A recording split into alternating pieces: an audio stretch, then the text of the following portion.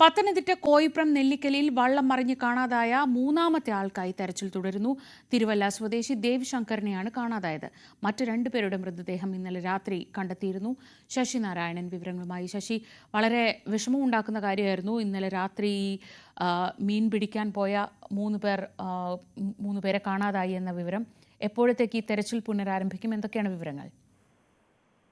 ശ്രീജ, ഇന്നലെ വൈകിട്ട് 5 മണിയോടുകൂടിയാണ് കോയിപ്പുറം സ്വദേശികളായ ഈ 3 യുവാക്കൾ ഫൈബർ വെള്ളത്തിൽ കോയിപ്പുറം നെല്ലിക്കാലയിൽ പുഞ്ചപ്പാട്ടത്ത് മീൻ പിടിക്കാൻ പോയത്.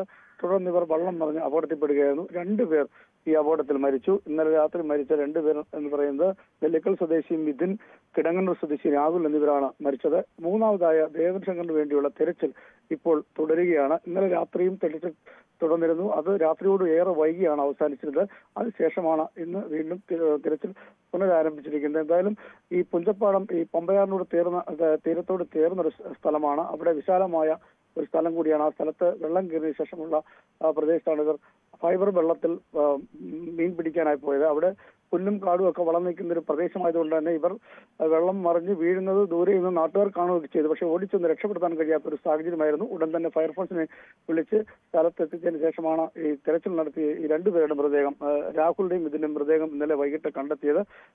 മൂന്നാമതായ ദേവശങ്കറിന് വേണ്ടിയുള്ള തെരച്ചിൽ ഇപ്പോഴും ഇപ്പൊ രാവിലെ പുനരാരംഭിച്ചിട്ടുണ്ട്. എന്തായാലും ഈ 3 പേരാണ് ഈ അപകടത്തിൽ മരിച്ചത്. ആഴമുള്ള പ്രദേശമാണ്. ഈ പുല്ലും അതുപോലെ തന്നെ കാടും ഒക്കെ വളർന്നു നിൽക്കുന്ന പ്രദേശമായതുകൊണ്ട് തന്നെ തെരച്ചിൽ വലിയ ദുർഘടമാണ്. കണ്ടെത്തുക എന്ന് പറയുന്നത് വലിയ ദുർഘടമാണ്. അതുകൊണ്ടാണ് രാത്രിയിലെ തിരച്ചിൽ ഫയർഫോഴ്സ് അവസാനിപ്പിച്ചിട്ട് വീണ്ടും തിരച്ചിൽ ആരംഭിച്ചിട്ടുണ്ട്. എന്തായാലും 3 പേര് ഈ അപകടത്തിൽ ഉണ്ടായിരുന്നു. അതിൽ 2 പേരുടെ മൃതദേഹം കണ്ടെത്തി.